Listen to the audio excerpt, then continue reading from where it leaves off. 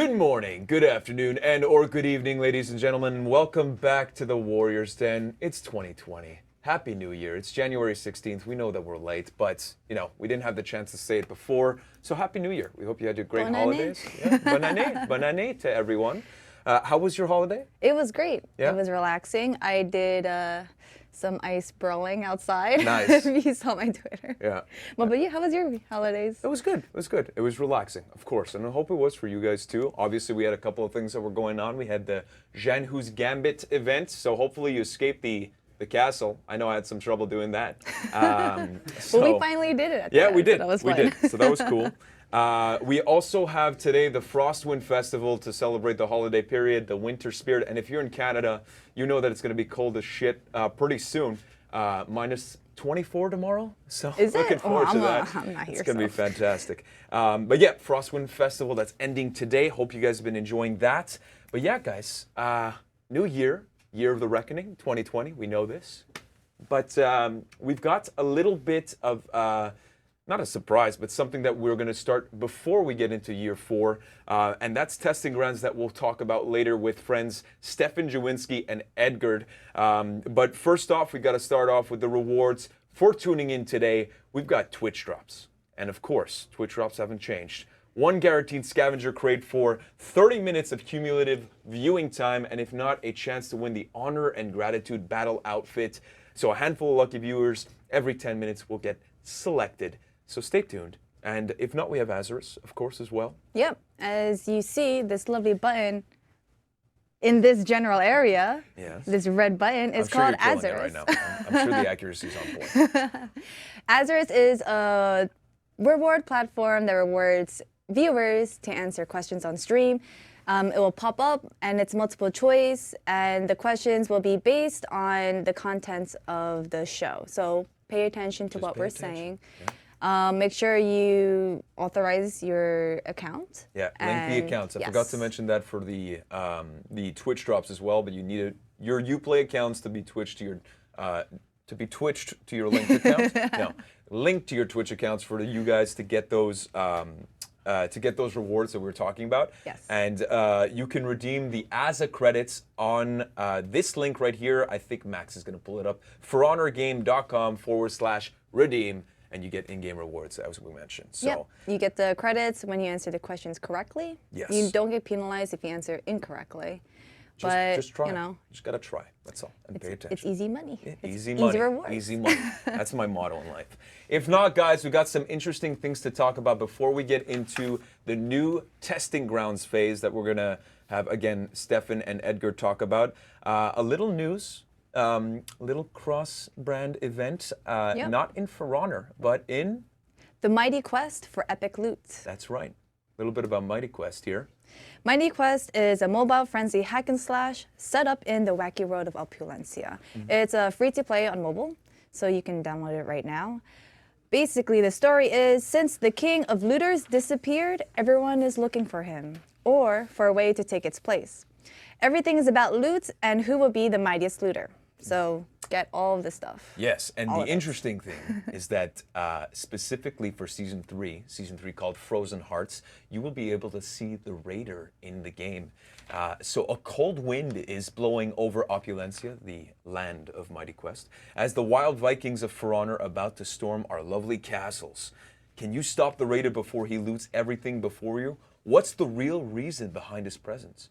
Tackle a brand new epic pass to find out and get a chance to earn the time-limited Honor of the Raider set. So you get to be legendary on your mobile device, and it's all just one thumb. It's pretty simple. Yeah, they have a bunch of features. So I was going to show it to you, but I got locked out. You got locked out. No, it's okay. It's okay, Max. Don't worry. Don't worry, Max. Don't worry about it.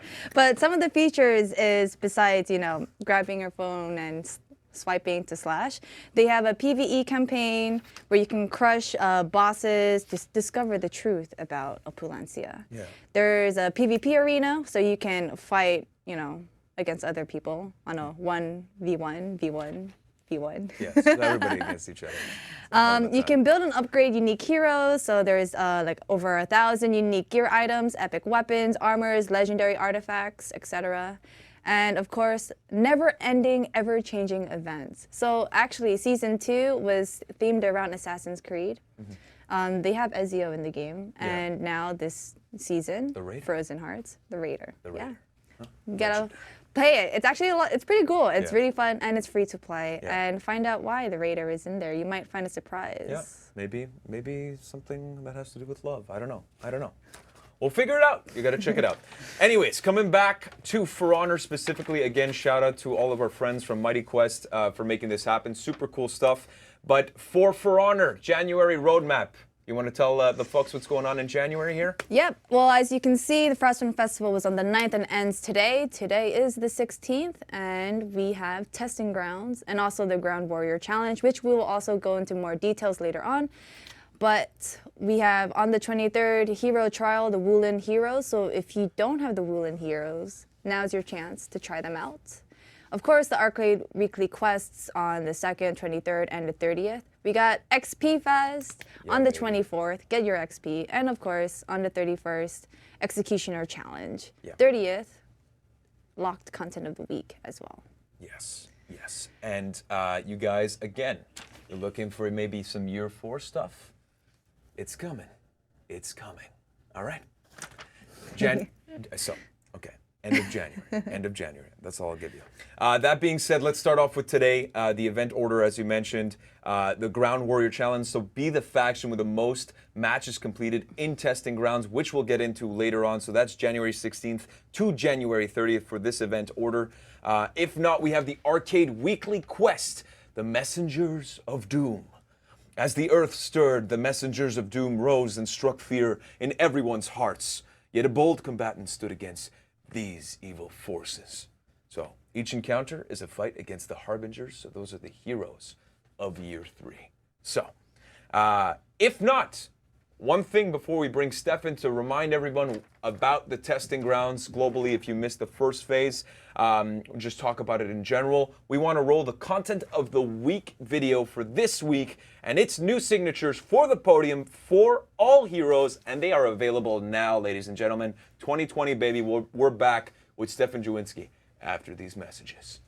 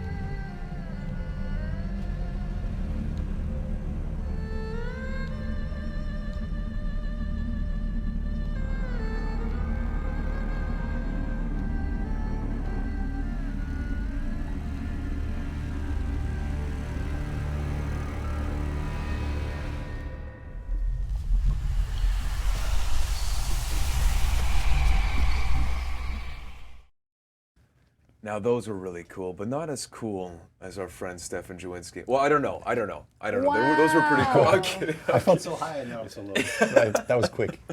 No, but you know what? The thing that about those podiums, I don't know about you guys, but the Jormungandr, I don't know what the hell is wrong with these people, but they need a chill. They need a chill, man.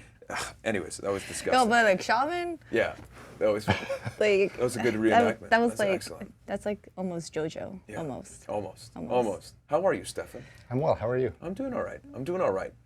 We've got the testing grounds today, live today, and we just want to do a reminder, right? Last time we did it was how long ago? You should have asked me before. Sure. I don't know. No, of course. During season 11. Yes, so we have Ed that's going to come back and talk about this testing grounds, but we wanted to make sure that we can kind of recap the testing grounds in general, a new tool that we introduced, and maybe some of you guys missed this information. So let's do a quick reminder on what the testing grounds is. Of course, we've got a PowerPoint to be prepared for this Perfect. event, of course. So let's get into it. Let's do the computer stuff then. Yes. So testing grounds. Testing grounds. Tell okay. us. Info reminders. Okay, so it's similar to a public test server, except it's directly within your game. You update today, you get the patch, you're good to go. It's not a separate download, you just have it. It's on the event front, so all you have to do is look on the faction war and see testing grounds, where it usually says events, and that's how you participate. Yeah. It's available on all platforms. Are you PC? Are you console? Doesn't matter. Yeah. You can play it. That's the main difference from the PTSs that we used to hold, the public test servers, is that it used to be PC. PC and only, separate download. Now it's available right in your game, whether you're on Xbox, whether you're on PS4, whatever it is, PC, and it's in the event front. So that's been super cool. And you have it. This is amazing. Exactly. And then finally, because it's in your regular game and it's an event front, it allows you for regular progression. So you are getting XP for your character. You're getting loot at the end of it. It's not wasted time. Yeah. To we even try have the event content. orders for it, right? So Exactly. There's rewards, Yeah, in fact. exactly. So please do it. There's only benefits. Finally, players will be able to share their feedback, especially with a survey at the end of this. We saw this in the last one. It was super important for us to see that. It had high participation, tons of people, especially on the last day, so it was all like last minute, but making analyzing a bit tougher. But this is, for us, the most important step. For us, the testing grounds is another step along our continuing contract with you guys to be as transparent and as collaborative as possible in the process. So please try the content. Please tell us what you think. We actually read all the surveys. It's not a marketing beat where we're just trying to get you hyped. It's not using you as cheap bug testers. It's please do it. Please tell us how you feel about it. And then we take analytical steps after that to decide exactly what to do. Yeah. But for me, this is the biggest thing, so please do it. I could have put this up. Yeah. Player feedback will determine what will go live and what needs further development. Like I said, the survey actually matters. Your feedback actually matters. This is the principal reason that we do the testing grounds. Exactly. So you can participate in the process and help us come with the best content answers. Yeah, for sure. And so on that point, I mean, the timeline of deployment, this is more of a reminder, but we're going to be doing something in terms of the game mode breach today, which Edgar will get into. But for you guys, obviously, maybe addressing the first testing phase, which was on the Centurion, the Gladiator, and as well as the Warlord. We also felt it important to kind of talk about that because we're doing something a bit different this time around. So what's the update on that?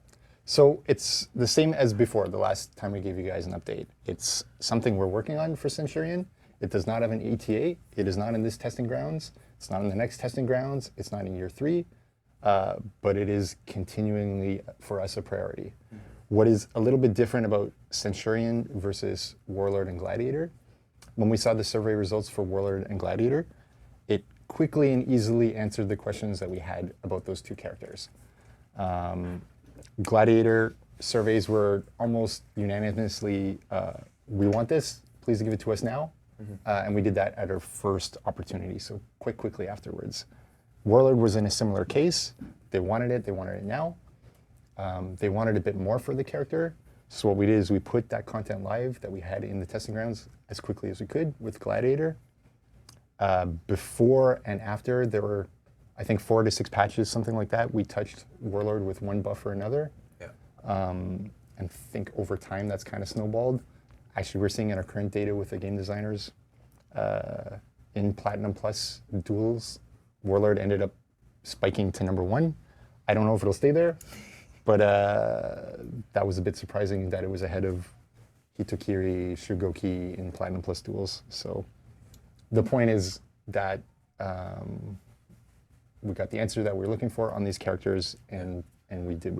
So the difference is that it's not always as simple as the survey, and this is the point of testing grounds, right? It's to kind of get the feedback from you guys back at home that are playing, and make sure that the feedback that you guys are receiving is taken into account. And for Centurion, it was a bit more of an ambitious update, and so it might complexify the things, correct? Exactly. And in terms of some of the feedback, there were 3 major points that we've been working on that have come back, and this is why it's not like immediately push it, because that's not the purpose. It's not validate and ship. It's the back and forth collaborative effort. So here, anyway, the major 3 problems that we had were the jab didn't work depending on certain branchings. If you came from, say, light attack into jab, you couldn't threaten with feint guard break or anything like that. It could be rolled. So this is something we're worked on. On the other side of the coin, it was like, it is the frustration of being jabbed wasn't as low as we're hoping for. So to fix one, do we not raise the other one, and vice versa? This is kind of like the back and forth, the give and take that has to happen to fix both of these elements in a satisfying way without creating knock-on effects. That's a challenging one. And then smaller bugs that are frankly easier to fix in terms of like haymaker, guard break, punch, stuff like that to go through. So these are kind of the reasons why it's not obviously already shipped. These are identified by the players. We're going through with the satisfying answer that we're looking for before we would decide when would it be able to go in front of you guys again, and would it be testing grounds or live? And like, for example, for when the Centurion was released, obviously it came out and he was a bit OP, and then after that we had the action of taking away some of that OP-ness and kind of nerfing down the character. And the whole point of testing grounds is to make sure that we get to the point where once it's shipped, it's more of a permanent thing than having to react afterwards. So I'm assuming that's why, when it comes to the feedback and you're analyzing all of the comments that you guys are giving back at home, that's why it can be, you guys are still waiting patiently for those who are sent mains and stuff like that for sure. But, the whole point is for it to be well analyzed, and once it's shipped, right? Yeah, exactly. I mean, like, I also know Centurion's like a tougher case because while there's a lot of people who love Centurion, there's also a lot of people who have, both in the community and in the dev team, who have PTSD after season 2, frankly. And trying to people. Yeah, I know. I was the sent main in season 2. Of course you were. Good and evil, or vice versa, maybe depending on. Actually, should have been good and evil, depending on my perspective. But I mean, that's really what it is with this character.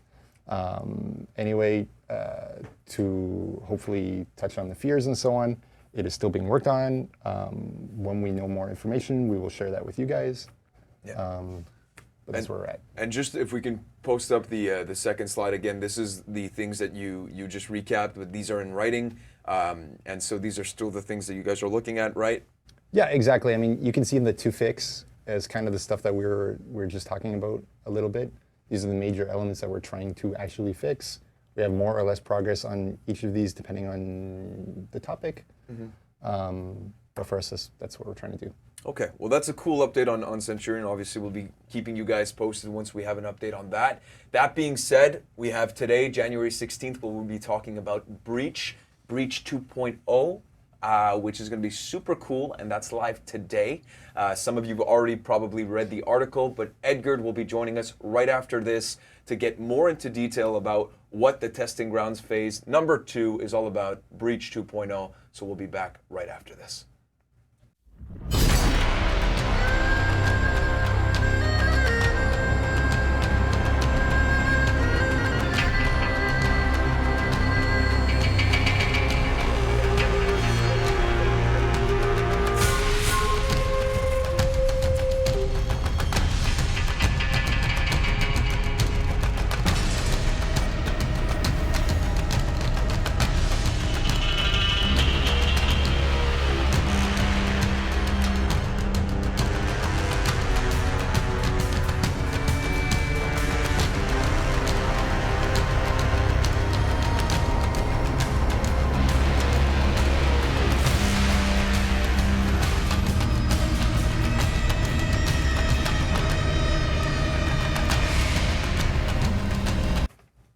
Joined back now with Ed. Hey. How are you, Ed? Hey, I'm very good, thank you. Happy New Year. Yes, Happy New Year to you How was too. your holidays?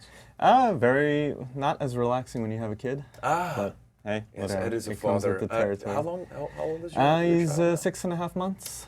So yeah, So cute. not the best child to hold while you're trying to play For Honor. Yeah, no, for sure. It's a know. tender age to be doing both of Yeah, those. exactly. Especially when you're getting tilted.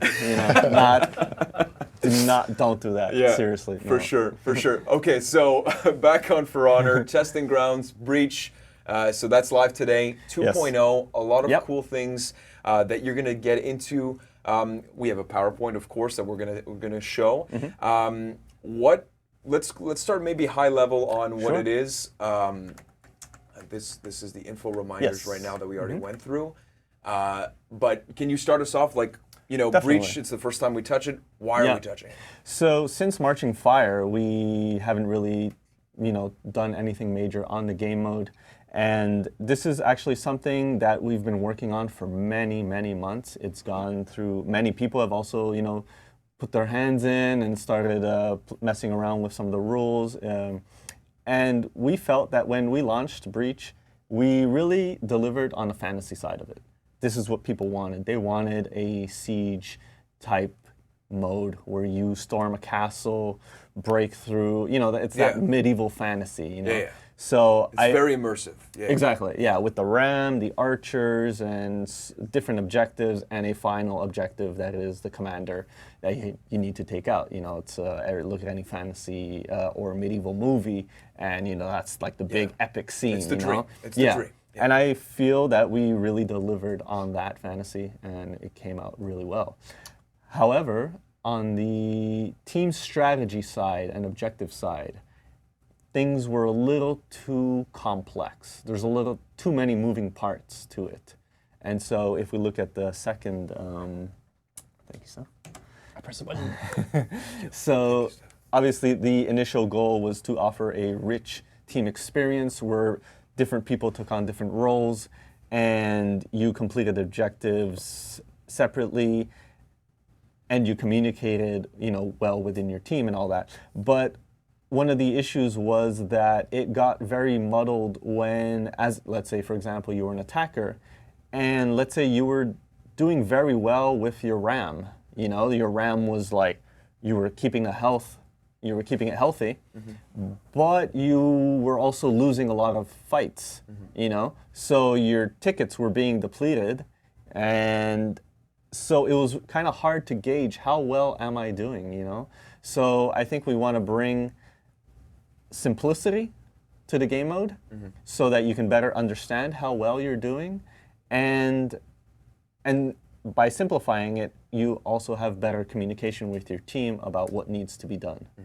So is it so the changes that you're bringing into this, and correct me if I'm wrong, is it to make sure that it's more clear within the fantasy of breaching the castle? Exactly. And by maybe, refining certain elements to make it simple, it's one Right. thing and it delivers on the fantasy of sieging. Yes. And by bringing back the RAM as the central objective, it also pushes the fantasy further than simply depleting tickets of a certain team. Yeah, makes sense.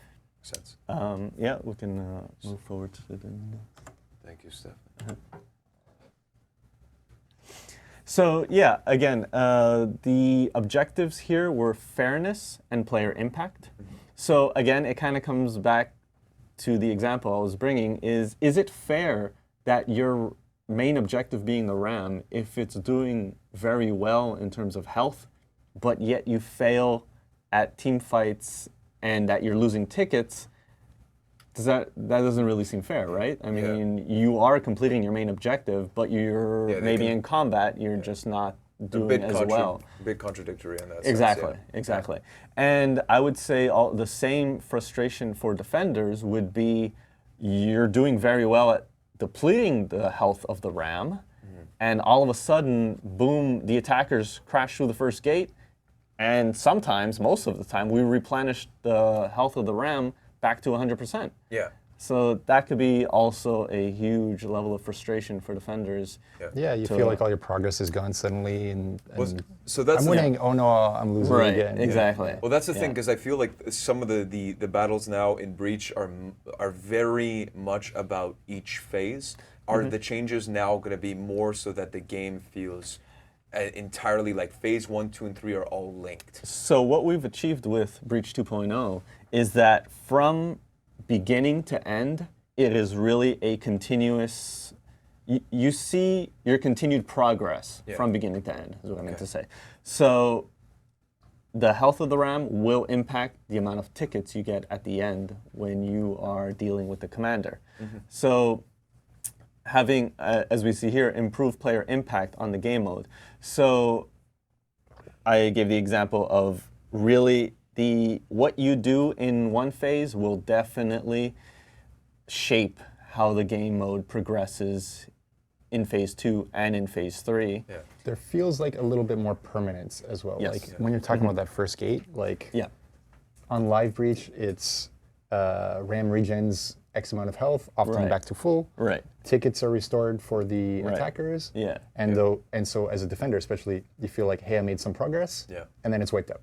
Yeah. And kind of happens on the attacker side as well with like the tickets and the respawns. Exactly. Going up and down, you're like, well, does it really matter if I die or not die here?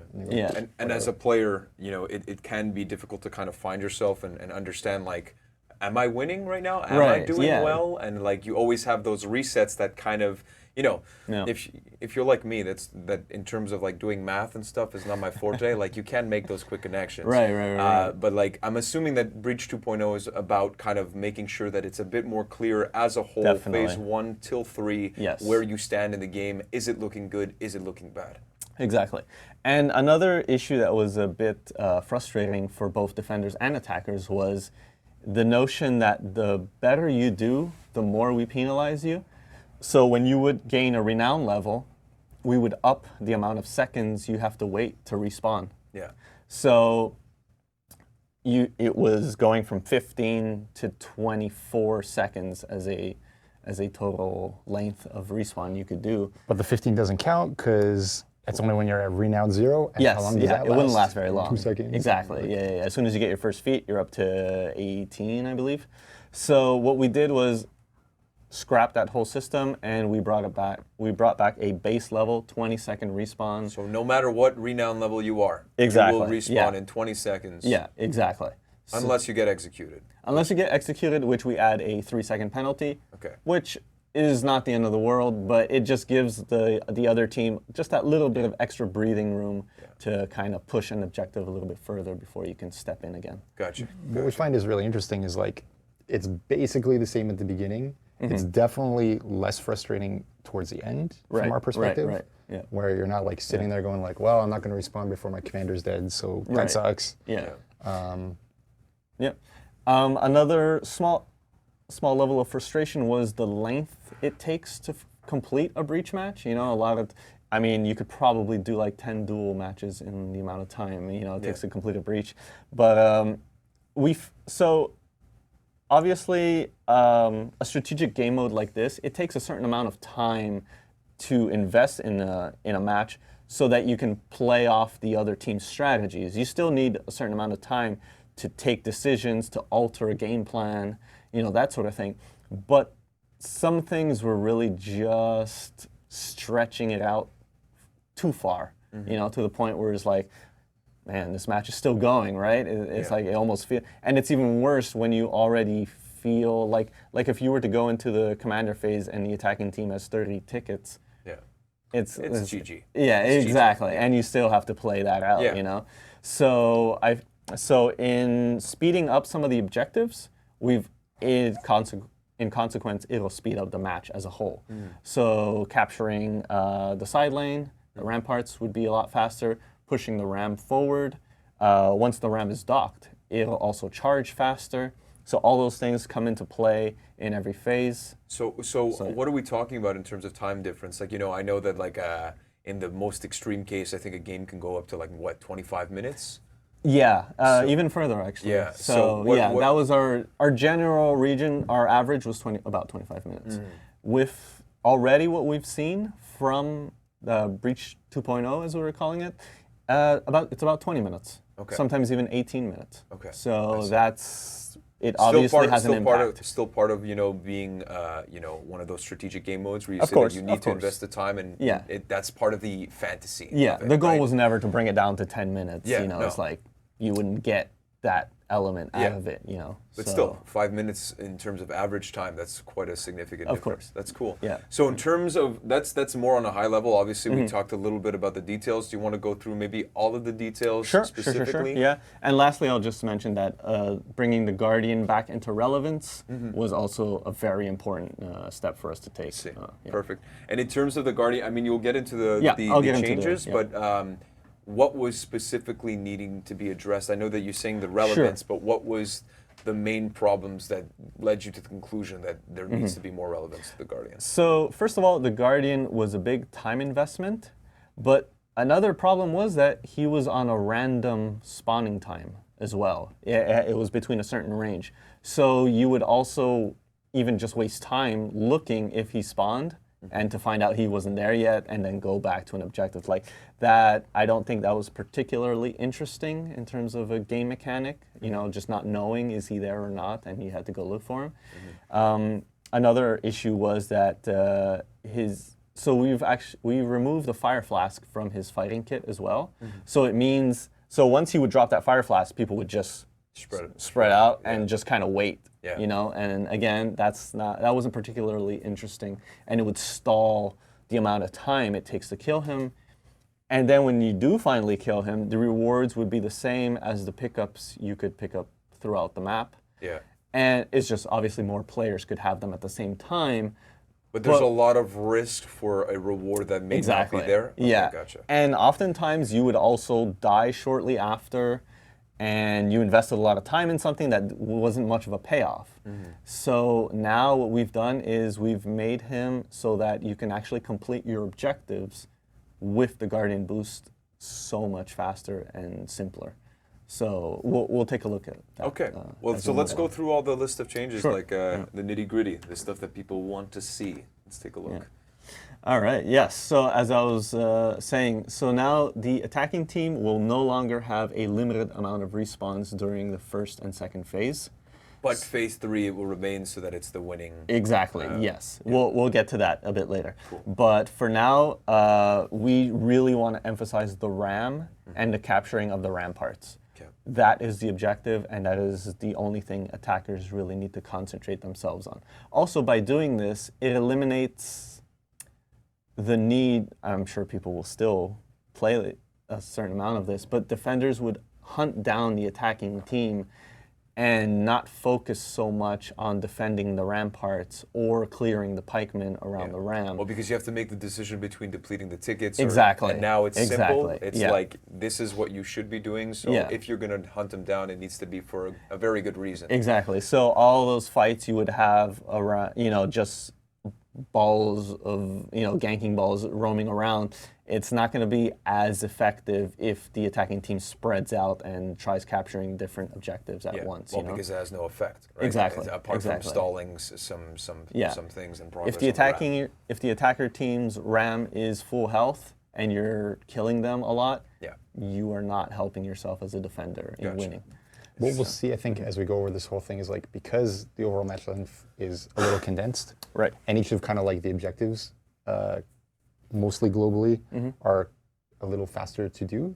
Yeah. You should hopefully find that it's not quite so centered on like only push RAM, only get flag, forget everything else. Yeah. Hopefully side lane becomes a little more important. Hopefully the tickets become a little less, Cauldron a little more, Guardian. Yes. It's going from 0 to something, so this will be nice. But that's the idea. Nice. And and once you break down the inner gate, then we will tally up the health of the RAM and reward the attacking team with a set number of tickets depending on the ram's health. So again, the RAM even plays into the third phase, because the amount of tickets you'll get is how well did you defend your RAM as an attacker. And that's where the permanence comes in too. Yeah. Because it's like, your payoff is if you really got the RAM super close to death, right? you have an easy or Yeah. final phase, and if you were really having a bad time, So that makes it less of like, again, what we said, kind of the phase 1, then there's a reset. Phase 2, Yeah, there's a reset. exactly, It's yeah. now like your whole performance, part Exactly. of this whole game that you've played. Yeah. It's not like rounds, but it's a whole Exactly. kind of Yeah. battle.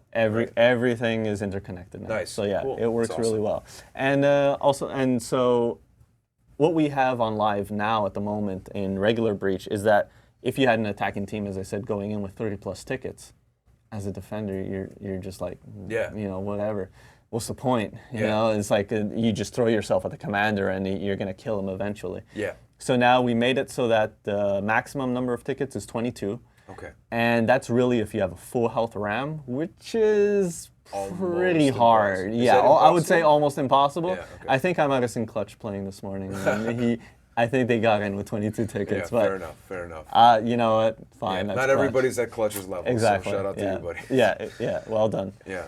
And the lowest amount is 6 because we felt anything lower than that for the attacking team, it would be like, what's the point? Yeah. Again, we've already lost. So with 6, if you're very well, if you're communicating well with your team or, just strategize well in that last phase, Like you can make it. You could. You But can it's make it. it's like it's an underdog story. Yeah, Let's be clear. Yeah, but we didn't want to say, oh, your RAM was at critical health, so here's four respawns and, Yeah. just waste your time dying until the end. Yeah. So, Gotcha. yeah. Gotcha.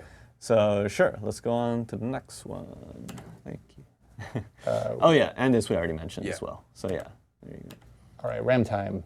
Yes, yes. So again, we've removed the healing after the outer gate. Yes, again, the RAM will move. We can go through a few of these. Sorry. So yeah, so the RAM in many scenarios, the RAM will just move faster. So You'll quickening dock up faster. the pace once again. Exactly, of the game yeah. As a whole. And again, having the RAM double boosted, bringing it down to 12 seconds from 15, Yeah. it only takes one defender pikeman or one defender player to get in and stop that double boost just by having their presence around the RAM. So it could be a little hard to keep that momentum going of being double boosted all the time, but we are rewarding you if, as an attacker, you manage that. I see. The other thing we've done is because the RAM no longer heals after the outer gate has Obviously, fallen. you had to reduce the damage. Exactly, yeah. Makes So we had a lot of play sessions internally, and this is where we came to as the best see. amount of health. And obviously, like the whole point of testing grounds is to kind of see where these Exactly. where these adjustments to the values land on on a more global level. For Honor. But for you, you're confident with like these changes within the internal play tests that we've had. and Fairly stuff? confident. Nice. Again, we're looking to see what people say. That's why we have the That's surveys. why testing grounds is important, guys. exactly. I want to get your opinion. So Yeah. that's cool. And the other thing that we did was what was happening on Breach was you would shield your RAM, and as it says here, it's for 1,200 points. And when the defenders would pull the cauldron on it, you would still have a minuscule amount of shield left on your RAM, which is kind of frustrating for a defender as well, because it just seemed a little weird that you pull the cauldron on it and you would still have shield left on the RAM. So now the cauldron damage is 750 points, and the war banner shields the RAM for 750 points. So they're equal. Yeah. You so shield once your you RAM. get it, it's done. Yeah, it equals one cauldron strike. Yeah, makes so sense, makes you sense. know exactly how Yeah. much health you're Gotcha. Cool. you're shielding for. The ramparts. All right. The side all lane. right. Yes. Yes.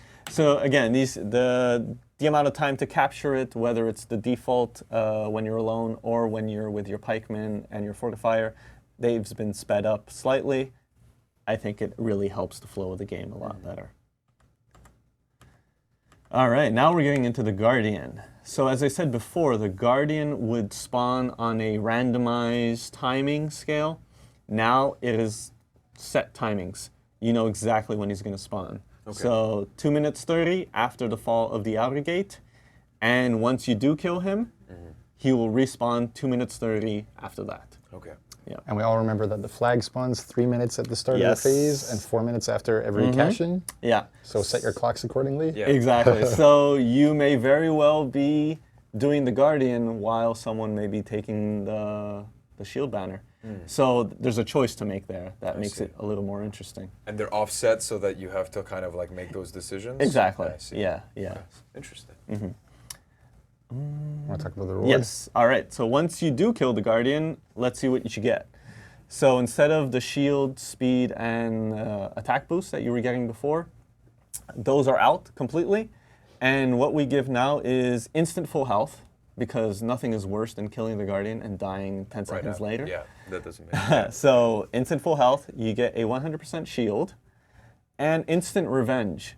So what we were finding was that, during our internal play sessions, was that you would kill the king, but then you would also have to deal with all the remaining players of the opposite team that were still alive while you were all fighting the Guardian. So now you're juiced Sorry, up guys. as soon as you get him. You're hyped. Yeah, so now you're in revenge mode, which gives you that tool to deal with those remaining players on the opposite team and getting the hell out of there and completing your objectives. And on a fantasy level, it makes sense as well. You know, like you just Sure. killed the Guardian. Yeah, It's oh time yeah. to get hyped. We Here got, go. we got to buff you Go up. Super Saiyan. Let's go. Infinite stamina. This one is really interesting because it allows you to keep that pressure on your opponents, and for it to last for a 2-minute duration, it's like it really. That's significant. It's very significant, yes. And one of the issues we had before was that people just didn't take the time to do the Guardian anymore just because it wasn't worth it. It wasn't enough. We didn't buff you enough for it. So this is one of those things that really I think players will see a huge benefit in doing this. We give you a 1,000% damage increase against pikemen. A little overkill, yes, but I think it gets the point across that a light attack will kill a pikeman now, So, once you have the Guardian boost. They're as threatening now as minions. So are now in the Dominion. reward to kill the Guardian with all of these changes becomes very interesting Yes. for whoever tries to go and you have to defend it Yeah. or whatever you have to do. Exactly. But it's something that's very important. now. Yes. Gotcha. And you get a 50% damage reduction from pikemen as well. So again, they don't become threatening anymore once you have the Guardian boost. Yes, and very importantly, for the testing grounds, we are using a placeholder visual effect to signify that you have it. Like I said, it's placeholder, and you have the red glowing eyes effect. That's pretty so, cool. yeah, That's it's pretty pretty cool. badass. That's pretty sick. It's pretty threatening when you see a team of red glowing eyes coming at you. Yeah, I'm picturing it. And you I'm get pretty the hell scared. out of Dodge. Oh yeah. Yeah. Nice. Yeah, Nice. yeah. I like that. And another thing is because they last, so with all this, that we've really boosted you here. Yeah. And if you still manage to die with that, it's gone. Yeah. No, fair game. I'm fair sorry. game, Yeah, guys. come on. Come Yeah. on. Come on. So Infinite stamina. even if you get revived, if you get revived, the effects will not last. You will lose them no matter what. So whether you respawn or get revived, you So lose just to them. be clear, this is per individual. Yes. It's not like of one course. guy dies and then like everybody's like, Yes, and per then you hate individual. that person Yes, for the rest of the game. exactly. Oh, yeah. Yes, that would suck. Because I would have been that guy. So Yeah. finally. And so yes, testing grounds, we chosen these two maps, Walled City and Hallowed Bastion, because they represent the lower, I don't know how to say this, the extremities. the extremities, yes, of the win percentages for attackers. Gotcha. So that's why we took these two maps as these cases and hoping they reach a nice middle ground. So when you say extremities, it means the results like based off of the attackers on ones. So Yeah. that one is for Walled City. Or- Yeah, so Walled City was a little more favorable to attackers, and Hallowed Bastion was a little more favorable to defenders. Okay, so that's why you chose these two, so that whatever Exactly. data that you guys get back, you guys can analyze it from the defender standpoint Yeah. on Hallowed Bastion and attacker standpoint. Exactly. Yeah, Gotcha. always trying to reach that glorious 50-50 Nice. percentile. Awesome. So That glorious 50. yeah. Yeah, so a little update on this because I got a phone call. Yes. Right? I've seen this So message. single pick will be applied. It's just Yes. right now we're doing a couple of tests, so it's not available right now. Yeah. But we'll keep you guys updated. Alex is going to post some stuff with Matt and everyone It's from coming. from the CMs that are going to be able to tell you when it's going to be integrated. But this is the goal for this testing ground. Exactly. So, Yeah. Cool. Yeah. I don't know if you want to touch upon a little more on Yeah, I single mean, pick. basically, we'd like to see, like as we talked about, it being an objective-based mode. Can we see a little more team strategy happening that way through various characters being on the board? And also, can we reduce the frustration of ending up in a 4-stack or facing a 4-stack of all Hitokiris or all Raiders or all whoever you hate Yeah. coming and murdering you as a group? Yeah. That's a great line. Yeah. Coming and murdering you as a group. Yeah, there you go. Yeah. Premeditated. Yeah. So again, feel free to give us feedback. Not feel free. We strongly yes. encourage. We strongly encourage because that's the goal of this testing grounds, But of course. we strongly encourage giving feedback after you've played it with single pick. So, a lot of people have pre-notions of what Single pick is. of what it entails and how they feel about it. Please play several rounds of it. Yeah. And then It's a 2-week. maybe it's a you'll 2-week feel phase, differently. right? Yeah, it's a 2-week phase, and of course, as Stefan mentioned, the first testing grounds phase, a lot of the feedback was coming in late, but that's a good thing because it means that people have been playing it for the full period of time. Obviously, the goal here is to collaborate with you guys playing back at home and get your feedback, so that if we do bring these changes, of course, testing grounds is that type of environment that we can kind of get all the data, analyze it the proper way, and make sure that when we bring those, there is no kind of backlash because we've already went through that phase of testing. Yes. Exactly. Exactly. And that's what the final point is there. It's like, please do your survey. The thing is up for 2 weeks. Yeah. You can play Testing Grounds Breach right now. Exactly. Please do so. Please do the survey at some point in this 2-week period because we want to hear from you. Do we say like a good week of playing would be like ideal? I don't know if there's like a say threshold. Each individual, what as is much as what you is want. I mean, if your you're playing schedule 16 like? hours a day, I mean, by all means, Whatever you but want, it's- right? Like, I mean, just test it out. I'd love to Sorry. hear if people who already enjoy Breach, do you prefer Breach now? Yeah. People who don't enjoy Breach, and please try it out. And do you at least enjoy Breach more? Would you play a couple of rounds more of Breach if we ship this? Yeah. You know? And one of the things I'm kind of excited about is like, this is our second testing ground. So like, how do people respond? It's also our first testing ground on a non-fight feature. Yes. It's a game mode feature. Yep. Yeah. So it's really interesting to see how does that feedback work. Yeah. And also kind of opens up like possibilities in my head of like, hey, what can we actually do with this testing ground? Yeah. stuff. Yeah. So It's Yeah, a very I mean, cool tool, a very useful tool, right? So we can do many things with it. So Yeah.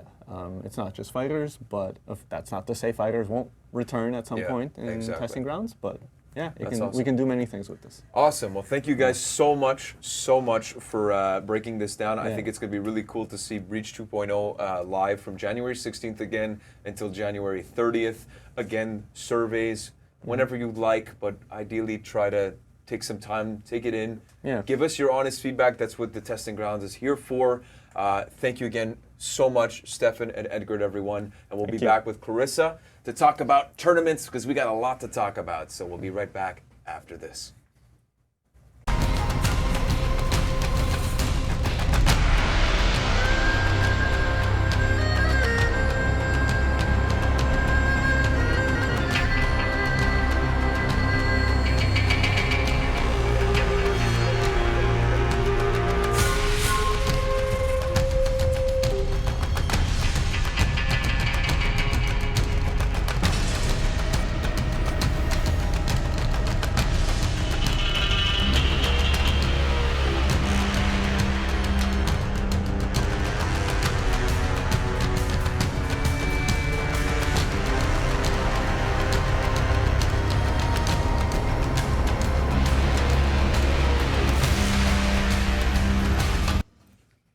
And back now with Clarissa. Did you miss being on the Warrior stuff? Of course you did. Well, I mean, I was Yeah, you were I was there. still You were here, there. You so were there. watching everything, Tournaments. spying on people. Tournaments. Tournaments. Tournaments. So What's going on? What's going on with tournaments? there's a lot of tournaments that's been happening. Yes, And this there is a are long. a Like lot we've more. got papers here, and it's a very long segment for tournaments. Yeah. So. Well, why we don't have you a lot start to us talk off? about Yeah, let's do it. outside of tournaments. So I'm going, because there were a lot of tournaments that happened, and this is the first Warriors Den since our previous one, which was on the January's event. I'm only going to cover the tournaments that happened this past weekend. Yo, I didn't even mention your hair, by the way. Oh, thank you. Did you see her hair? It's super cool because I've seen her since before the Warriors Den, but little I'm trying to be super anime. Yeah. If you know Eunice, I'm Chaos. All right. Dope hair. No, people who know in chat, they'll know. They'll get the reference. I didn't get the reference, but It's okay. I understand. But so I'll be covering this past weekend's tournaments, but also talking about upcoming tournaments, not just for this weekend, but also the following weekend. So that way, people who don't know how to search tournaments and they only get their information from Warriors Den, they have time to find a team, to warm up, to schedule accordingly, because today's Thursday, announcing tournaments for the weekend. What if you have plans you could have adjusted? So basically, we're trying to make it as easy as possible for Nice. access. Awesome. So to start off with these past tournaments, this past weekend, Katanis, sorry. She ran the For Honor Esports community. Now she works on Destiny 2 Esports. But she ran a 4v4 Dominion tournament on PS4 for Europe. First place was Imagine DQ, but we are still here. Second place is KO Gaming Espadas. So these two teams have been competing in competitive For Honor tournaments for a while. And they met first in the semifinals, which was right before the winners finals, and it was really close. It was the ending result is 3-2 with Imagine DQ moving forward, and then KO going down to the losers bracket. They met again in the grand finals, and Imagine DQ closes out in a 3-1 victory. Shit. So it's great. 15 teams participated. There was a prize for the winning team. You can find more information about that on battlefied.com/Destiny2 Esports. But you can also watch the VOD on twitch.tv/mitmilch. It's German, and I don't know German, so I apologize. We don't But it's good, and I recommend checking it out. So that's that. So upcoming next, from the past tournaments is Elix NA Dominion Tournament for PC. First place was Ludilo Fan Club, and second place was NA Hydra. Ludilo Fan Club also recently ran, they've been also very competitive. It consists of Scorebrand, Ravelord, Shigstas, Karma, and Quilt. So these are people who have been playing the game for a long time. Same thing with second place for NA Hydra, Mr. Kyle, Ledgemeister, JustDodge.tv, and Soritsu. What's really nice about these people is even though they haven't been competing since year one of For Honor or whatever, a lot of these people are streamers. A lot of these people were just casual gamers at matchmaking, and they want to improve their skills. So they started competing together, and they formed a team. And now they're just dominating. Well, they're getting there. Yeah. So if you compare it to, for example, with Ludilo Fan Club, if you watch the tournament, you can see how Ludilo Fan Club has really good rotations. You can see the strategy. With some big names here, recognizable names in there. So yeah, exactly. And it's nice. And Ludilo Fan Club and NA Hydra, they fought each other twice. So first before, I don't remember. I think it was during the semifinals or the winners finals, and then they fought again in the grand finals. The thing with Ludilo is they didn't lose a single game except for one in the winners finals against Ubu Gang. I think it's Ubu Gang. Yes, Ubu Gang, which was the clip that you just saw recently, just now. And that had Saibi, Threnu, Wooden Toaster, Dilth, and Mambino. So it was really good. They have a VOD on twitch.tv/Elecdash. And what's special about this tournament is that Verbalocity casted the tournament. Verb. My good man, Verb. Hope you're doing well, Verb. So really good casting. Also the same thing with the Dominion tournament in Europe. They also had a really good caster, I'm sorry, I'm pronouncing your name wrong. But they're all good casters, and like it's just good to learn from them, just the ideas of it. So moving forward, oh yes, and there was 5 teams that participated, and there was a prize pool as well. So thank you for that. Moving forward, Centurion Gaming had their Xbox 4v4 Dominion for the new year. First place is Smooth Brains, and second place, turning the page, is EOA and MDM. EOA and MDM. There's 19 teams that participated and also a $200 prize pool. And the VOD is on twitch.tv/Centurion Gaming. So that's really cool. Then Centurion Gaming has been running consistently recently a lot of Xbox tournaments, but they will be having other tournaments coming up, so which we'll be talking about next. So upcoming this weekend first is Elix EU Dominion Tournament. So last weekend it was for NA. This time it's for EU. It's on Saturday, January 18th at 8 a.m. PST, so that's 4 p.m. UTC. The prize pool is donation funded, which you can donate via Maturino. All the information about that is on the Battlefy page, battlefy.com/studio tournaments. While the Battlefy page, right here, while the Battlefy page is here, you can also look at all the results from the past tournaments that he ran, including the NA tournament.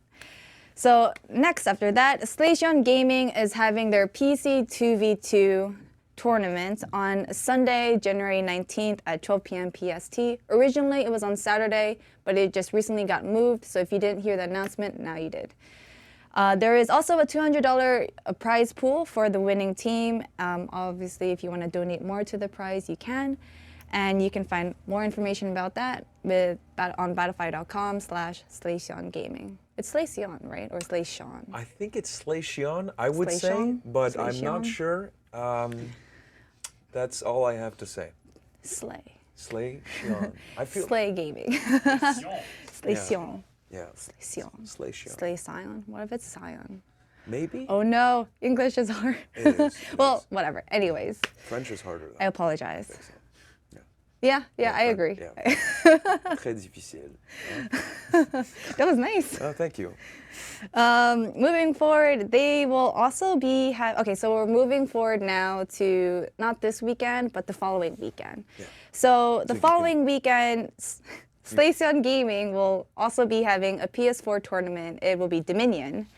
And it will be on Sunday, January 26th at 1:30 p.m. CST. Start booking it. Yep. Book it now. Prize, okay? $200 US plus donations. And like previously shown, battlefy.com/Centurion Gaming. Sign up. On Friday next week, Friday the 24th, Univision is having the all-time greatest duelists for PS4 and NA only. It will begin on 7 p.m. CST, and the prize is $30 Cash App. So you must have the Cash App to receive the money if you win. More information about it will be on battlefy.com/Univision tournaments. Next, on Sunday, No Honor presents It's Time to Duel. That was excellent. I try my best. I love Yu-Gi-Oh! So this is a Russian tournament, and if you don't speak Russian, you are still able to join. Just find all the information on how to go about that on the Battlefy page. But it is on PC. It is a duel, obviously. Yes. And so it will begin on Sunday, January 26th at 6 p.m. MSK. And there will be a prize for the top 3 players. What the prizes are, you just go on the battlefy.com/no honor right here. No honor. It reminds me of when we dueled. Yeah, and you have absolutely no honor. Listen, in my just saying. house. Oh, and by the way, house. guys, we know that we played against Yusuf, and it's gonna happen soon, where I get not my revenge because, I mean, we haven't played yet, but he's been talking to me through his mediums, through social media. Yo, he's still talking He's shit. talking so much shit, you have no idea. It's gonna be a sweet victory, I can guarantee it. Just letting you know. It'll happen. Which is a good segue into the next thing I would like to point out. Let's do it. So, because Mike has a duel, he needs to hone his skills and level up, right? That's right. Where do you do that? I have no idea. Well- I was gonna look within me Well, but that's I true. don't know how good that is. So Well, you gotta believe in the Oh, yeah. art of the fight are you sure we're gonna? war cards. Yeah, let's get back to what you Anyways. wanted to say. For Honor Trials. Tell me more. Is it For gonna help Honor me? Trials, yes. Okay. So For Honor Trials recently just launched. It is a Discord server dedicated to helping improve your gameplay with coaching from top tournament players. All skill levels are welcome. So basically, the idea of the server is to help introduce players to the quote-unquote competitive style of For Honor. So just, yeah, tournaments. But the thing is, Interesting. just because it's competitive, it doesn't mean that you have to participate in tournaments or whatever. So tournament participation is not required. Like, if you want to just get better as a player, just join this Discord. Like, they are open to all. They're all open to skill. They're open to all skill levels. We're gonna get through it. Don't worry. It's been a long day, all right. It's been a long Warriors Den as well. It's also been a while. Yeah. So, and also Open to all skill levels, right? Let's start there. Open to all skill levels. So I'm even sorry. me, I'm who's sorry. looking for help, I can come there. I don't have to go on the community tournaments Yes. necessarily. Yes. Because I just need to dominate Youssef, basically. So that's a pretty simple task. Yeah, I mean, and the server features a lot of awesome stuff. So examples are coach picked up games / scrimmages. So if you don't know what a pickup game or a scrimmage is, they're basically practice matches. So it's not matchmaking or anything. You find a group of people. A lot of people are always asking for scrimmages in this Discord, and then you go into a custom match. Usually it's Dominion, but they will be focusing on other modes as well. But right now the focus is on Dominion, and you go into a custom match and you duke it out and you play. But on top of this, the most important part about these scrimmages is that they're going to be coached, or they're supposed to be coached. Interesting. Basically, you're going to join and organize practice matches with experienced top players who can help identify weaknesses in your playstyle and areas to improve with personalized feedback. So, Interesting. I You know, think about guys, it. I got a PC during Christmas. I made myself that gift, and so I might be joining this Discord for the sake of just dominating Youssef. Just letting you know, Youssef, I'm speaking directly to you. Directly to you. It's gonna happen. Okay. All right. Is that it for trials, which I will be Nope. inquiring? I am potentially? not done. Okay, There's a lot of okay. information. All right, well, let's go. It's because Let's keep it's really important, and I think it's a good step to help bridge. Like, there's a lot of questions from a lot of players who are like, okay, well, I don't really participate in tournaments, and I go into matchmaking, and I'm completely dominating everyone. But then when I go into a tournament, I get destroyed. So how do I become a competitive player, Yes. right? Well, you want to be surrounded by the people that you can learn from. Yes, Obviously, if exactly. you're playing matchmaking and you're dominating, of course, that's good experience. Because I know that when I do that, I don't dominate necessarily. But no, it's like anything. You know, like you want to Exactly. be around the best. You have to find that place, and this is the place. It's a great, I think, activation for people that want to take their For Honor skills to the next level. Yep. And even if you don't want to be necessarily competing, if you just want to get better and just dominate on the battlefield, as I will dominate Youssef, you just go here. There's a and lot you of learn. domination. Oh yeah. No, I need to make it crystal clear. I was gonna say something else, but that's it. Anyway, yeah. I was gonna. Okay, it's fine. Yeah, that's okay. Anyways, but yes. So, and there's also, we want to, like, a lot of people in the community also want to get rid of the stigma that, like, competitive means toxic, right? And then casuals, and there tends to be some sort of like tension between the two. But what's really nice about this Discord server is everyone is looking to improve. Everyone has that improvement mentality. Everyone is nice, and like just no one's chill. really judgmental. Like there is also this type of thing, like it also happens to me too, where I tend to get a little insecure because I'm weak, and if I'm playing with someone else, I get nervous. But like, just focus on just the experience. It's not necessarily always about winning and losing.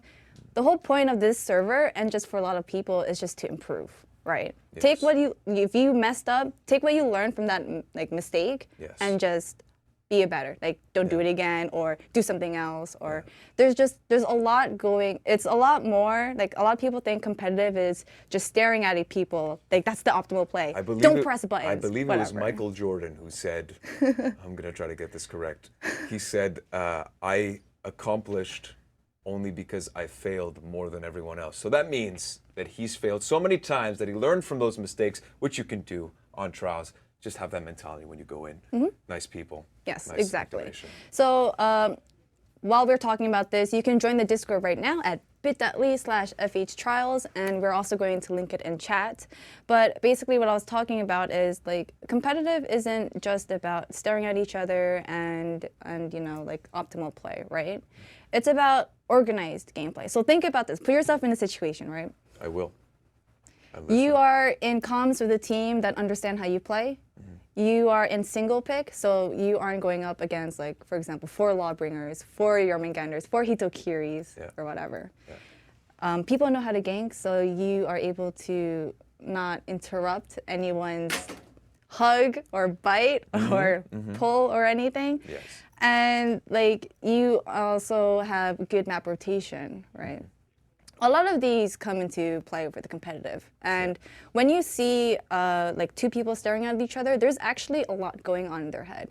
They're not necessarily saying like, all right, I'm gonna wait. Like what maybe they're thinking, okay, I'm going to like, what did they do in before? Or if they're familiar with the player, okay, I know that, for example, with the shaman, I know that if she's gonna try to bleed me from the top. So because you're aware of these things, it will help you improve as a player. Not everything is not always about reactions. It's impossible to react over like to every single thing 100% of the time. It's important to have the knowledge, and it's also important to be in a specific mentality. And that mentality is like improving and also adapting, right? It's not relying on, oh my gosh, this character sucks, I want them nerfed. It's, okay, I'm having trouble with this character, let me figure them out. So one of the things that also helped me besides like running scrims or whatever, is going into like asking someone who is really good with, for example, I used to have problems with Shugoki. So I asked someone to help me like just lab Shugoki, so I always got caught with the hugs, and so we just practiced that over and over again. And like, it's time consuming, but that's what you get for playing a fighting game. Fighting games are hard in general, and this also included. But anyways, point is, going back to trials, I'm sorry I'm going on a long rant. It's just competitive is just so good, and a lot of people just don't understand how like, well, there's just so much more. There's a starting point, and like there's a learning curve, and as you said, it's adapting. And this is, you know, again, if you want more information, you can keep playing For Honor the way you want to play it. That's not the point. The point is that there is this FH Trials where you guys can go, and if you're interested in competitive or getting better, if there's certain things that are frustrating you, and you know, you can talk to different people that have knowledge on different characters, because that's the whole goal. That's just to, you know, improve your experience, maybe experience For Honor in a different way that you're not used to. So that's super cool, a super cool activation. Yeah. So on top of this, so they have coaches in there who are willing, that you can ping and ask for help or feedback. They also have timed and permanent roles for scrims. So naturally, because in Discords you have pings, people will ping people for scrimmages. There may be times where you don't want to be pinged all the time, but a lot of the servers tend to have all these roles permanent. So it's like, okay, do I keep the scrim role or do I remove it and still miss it, right? So what they implemented in this Discord is timed roles. So if you don't want to be pinged every single time for scrims, but only for like a certain amount of time, then you can apply the permanent scrim roles, which you'll get a temporary role to get notified for 2 hours rather than getting notified throughout the whole time. So that's something that, more information obviously in the Discord, so just join that. And on top of that, initially the Discord was for PC, but they do have enough coaches and people to create scrimmages for PS4 and Xbox. But obviously on PS4, Xbox, they have their own party where you can just add each other in PSN or Xbox, whatever it's called on Xbox, because I don't have an Xbox. I have an Xbox. Yeah, but like also they are looking for more coaches on console. So if you're interested in helping players also help you as well. Like learning, like teaching is another form of learning. But very yeah, reach philosophical out to them. where we're getting. I'm sorry. I like it's it. really No, important, I like all right? I like it though. It's very important. Tournaments, competitive, It's important, right? So on top of that, they have tournament news and looking for teams. Like you can, if you're looking for teammates, there you go. Questions and answers. If you have any questions, just ping people in there. People are pretty fast at responding. And future plans. So they are planning on scheduling some workshops where they teach you how to, how to gank, how to rotate, how to defend in a 1v situation, etc. Yeah. They will be having newcomer tournaments. So now that you have grown as a player, let's test it out in a tournament in a setting that's best for you, not necessarily in a tournament where you're playing the best of the best, right? Roles for teams and leveling reward system for consistent players. So a lot of people are supportive of this. We have Croc, he streams a lot. He's been streaming a lot of the pickup scrims games. There's Freeze, there's Havoc in there. The owner is Karma, also known as previously Prime Diversion or Prime Danny. He was a really good Nobu player. Actually, in the clip before, he was playing Black Prior in the tournament. Nice. But he is a longtime matchmaking player turned competitive player with many tournament wins under his belt and a great deal of enthusiasm to help players improve. There were a lot of players. Just So myself, potentially. So yes, so you got to join it in there. Yeah. It's a good time. Yeah, I like But, it. It's yeah. definitely better than my current coach, which was Vivid Naz, which is what a fucking mess. Anyways. But yeah, so that's more or less the gist of it. Join it. Right now, like in the past, well, not right now, but like last time I spoke with them, they just launched it like this past weekend, and they already have over 800 members. That's awesome. So let's try to get it at 1K. Yeah, let's Let's do go. it. Let's do it. And the other thing is, and we're going to be ending off the show unless there's anything else on trials. that you No, wanted that's to more or mention. less the gist of Yeah. it. Well, there's a lot to talk about, a lot of philosophy that we spoke about. Obviously, testing grounds. That's live today for Breach 2.0, but it's really cool that we talk about this end because I think it ties in, and not that I'm saying anything new, but as we mentioned in the article post for year 4, there's new stuff coming for competitive, and if you're looking to get into that, this is a great starting point. So thank you to everybody that's involved that's starting this. I think it's a great movement, and I will be looking into it for my personal goals, which is to dominate USEF. That being said, guys, want to thank you for joining us on today's show. A lot of information on Breach 2.0. You can experience it today, January 16th until 30th. Very important for everyone on the team that worked on this. And making sure that we can make For Honor the best experience possible to answer those surveys, and take the time to play the game, experience it, give your honest feedback, constructive feedback, and that way we can integrate those changes or whatever changes there is, confirm the things that are good for Breach 2.0 that's live now. So without further ado, that's the end of today's show, and we'll see you soon for some information on year 4. When will that be? I don't know. End of January. That's what I'll tell you. All right, guys. Take it easy. Ciao, ciao.